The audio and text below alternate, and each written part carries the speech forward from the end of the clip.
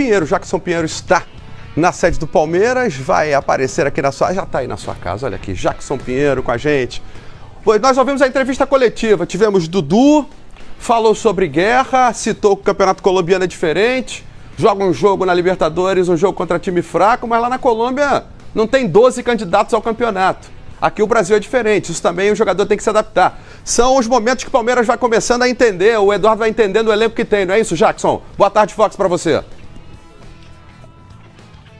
Ótima tarde para você, Milton Rodrigues, amigos ligados no programa. Sim, ele disse também que culturalmente, né, nós, brasileiros e colombianos, nos parecemos muitos.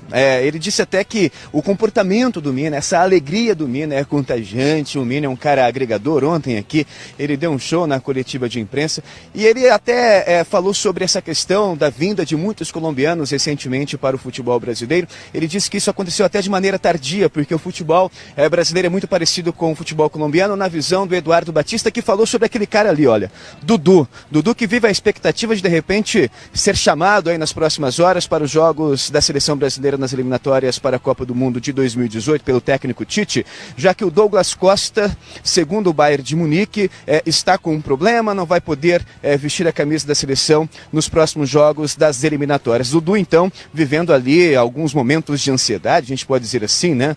Jogador que é, sim, hoje o grande personagem desse Palmeiras, tá ali batendo um papo com o Arouca, o Dudu, que é o artilheiro do Allianz Parque, o cara das assistências no Palmeiras, vive uma ótima fase. Eduardo Batista falou algo bem interessante, disse, olha, para os jogos das eliminatórias é importantíssimo o Tite levar jogadores que vivem um bom momento, porque o tempo para treinamento, para os jogos da seleção é bem curto, então é importante ele ter os melhores, nos melhores momentos, vivendo nesse ambiente da seleção brasileira para os confrontos nas eliminatórias. E ele disse que o Dudu se credencia por isso, porque vive um bom momento, vive sem dúvida alguma um dos melhores momentos da carreira. Ele que já foi convocado pelo técnico Tite, né, para aquele amistoso contra a Colômbia. Agora a gente vê ali, olha, o Eduardo Batista naquele papo antes do treinamento, pessoal. Esse bate-papo sempre acontece, ele vai passar ali o que ele espera do treinamento de hoje.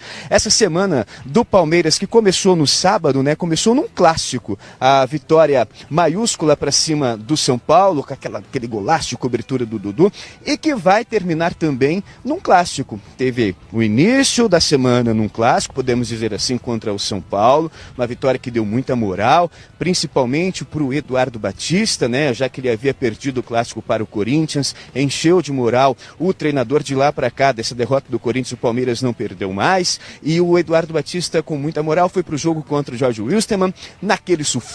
Mina fez o gol salvador, o gol da vitória palmeirense para cima dos bolivianos, já nos acréscimos, faltando 30 segundos para terminar o jogo. Fato é que o Palmeiras saiu vencedor e agora tem o Santos pela frente no domingo na Vila Belmiro.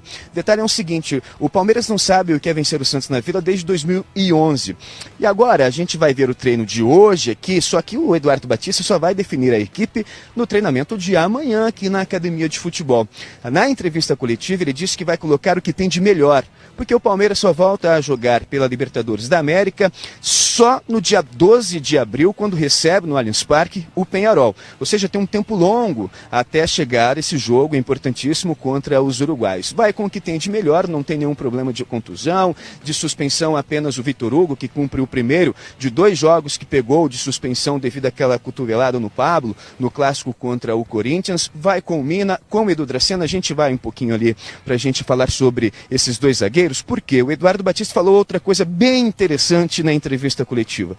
Ganha muito com os passes do Mina e do Edu Dracena, e com a experiência desses 2 jogadores. As idades são bem distintas, né? O Edu Dracena já partindo para o final da carreira, podemos dizer assim, o Mina com todo um futuro aí, tem apenas 22 anos, mas eles têm em comum esse passe de muita qualidade, segundo o Eduardo Batista, que vai ser importantíssimo num clássico contra o Santos. A dúvida, a gente fica aqui imaginando, a dúvida do Eduardo Batista é o seguinte, se ele entra com o Thiago Santos e com o Felipe Melo, é exemplo do time que entrou contra o Atlético Tucumã, porque a pressão na Vila Belmiro, todo mundo sabe que é gigantesca, que é imensa. Ele pode entrar com esses 2 volantes de marcação, ou então ele entra com o Felipe Melo e o Tietchan, como foi no jogo contra o Jorge Wilstermann, pessoal. Jackson, a gente está vendo aí o grupo reunido para o treinamento e vejo ali o Arouca, Alexandro, Rafael Marques, jogadores que não vêm atuando e que encaixariam em vários times que estão na Libertadores, eu digo, e até na Série A. Você acha que esses jogadores têm a oportunidade de jogar agora, no final de semana, para que seja feito esse rodízio do elenco e até para que, por exemplo, questões como Rafael Marques pretendido pelo Botafogo, especulações como essa... Até para o Inter também. Pelo Inter, parem de ocorrer, Jackson?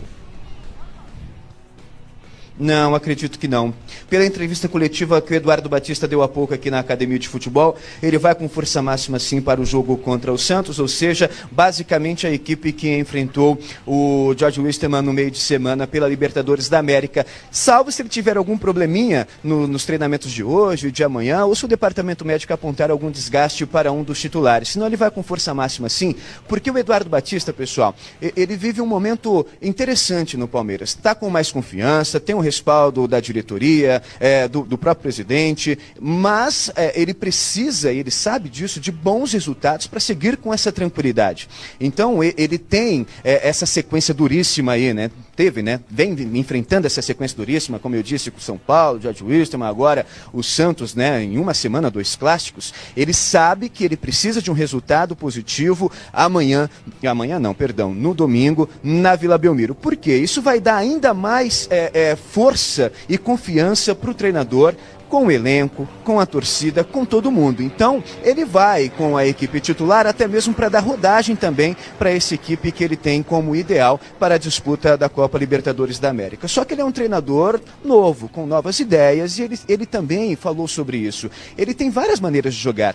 Tem uma variação grande de elenco, de times, aliás, com o elenco que ele tem. Um elenco muito qualificado, esse elenco do Palmeiras. Vocês citaram aí jogadores como o Arouco, o Rafael Marques, que, meu Deus, né, jogaria em qualquer elenco do futebol brasileiro, em qualquer time que disputa a Libertadores da América. O próprio Alexandre, que não vem sendo tão aproveitado nesse momento. Enfim, um elenco recheado de estrelas mesmo, e por isso ele tem a possibilidade de variar muito a maneira de jogar.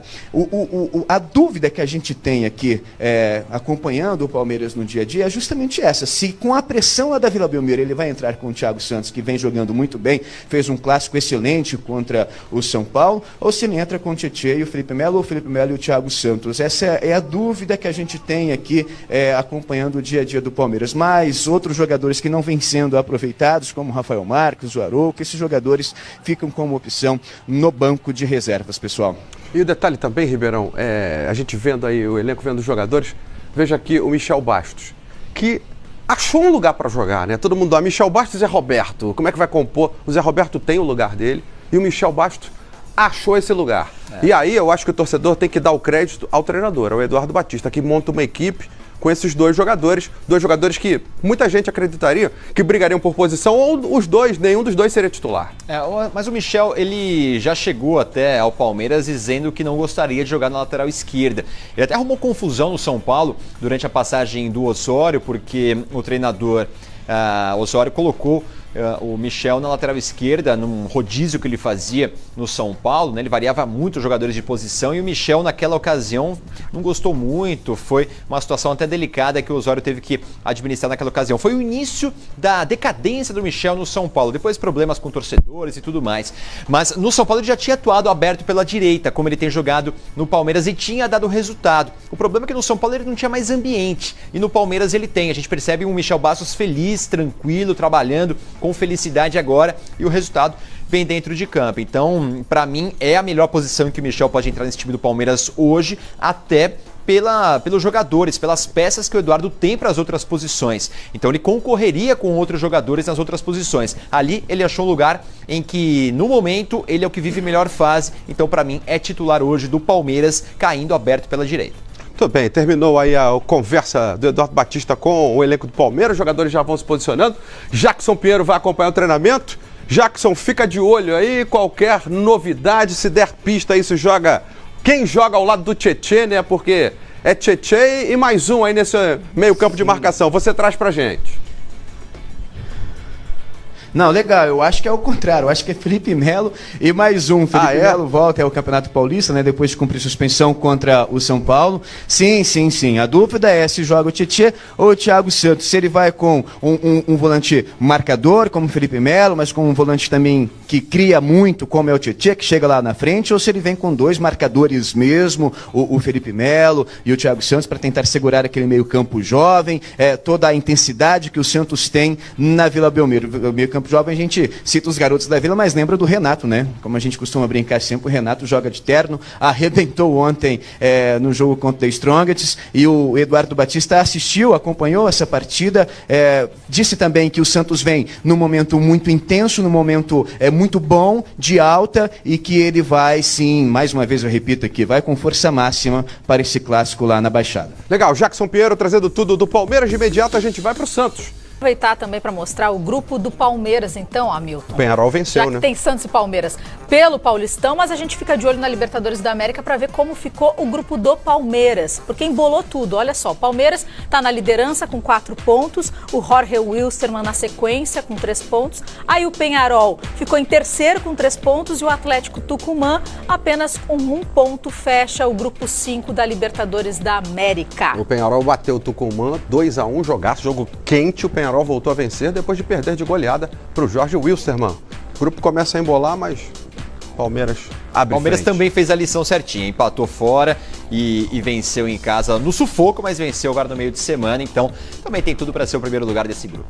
Vamos falar então do clássico, gente, Santos e Palmeiras, a gente sabe que vai pegar fogo também. Nós traçamos um raio-x. Raio-x é um nome antigo, né? Mas é o melhor até para deixar bem claro para você na tela. Uma radiografia. Raio-x de Santos e Palmeiras em 2017.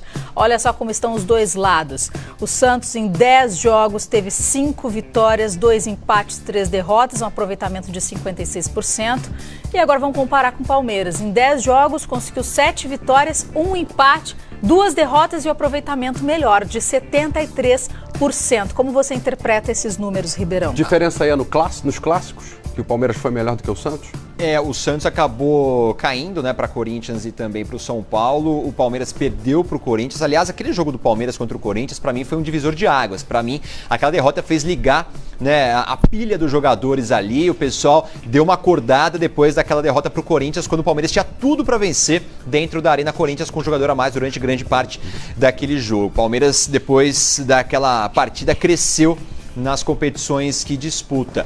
Então, para mim, a oscilação do Santos é muito pelo que eu falei agora há pouco, as ausências importantes nas primeiras partidas aí da temporada, e agora vai se recuperando, né? Então os números tendem a melhorar para o Santos, esse aproveitamento deve melhorar nas próximas rodadas do Paulista, também da Libertadores da América. Palmeiras faz hoje, até aqui, uma temporada sem grandes sustos, mas o torcedor ainda fica com uma pulga atrás da orelha, viu, Milton Rodrigues? Porque o Palmeiras investiu muita grana para esse ano, mais ainda do que tinha investido para o ano passado, então o torcedor não espera, ou não esperava que o Palmeiras tivesse tanta dificuldade para vencer, por exemplo, uma equipe como a do Jorge Wilstermann. O Palmeiras, até fui buscar informações no site Transfer Market, que dá ali os valores de elencos, de jogadores do futebol. O Palmeiras tem um elenco hoje que vale 57 milhões de euros, dá algo em torno de 194 milhões de reais. O Jorge Wilstermann tem um elenco que custa em torno de 3 milhões 650 mil euros. Isso dá cerca de 12 milhões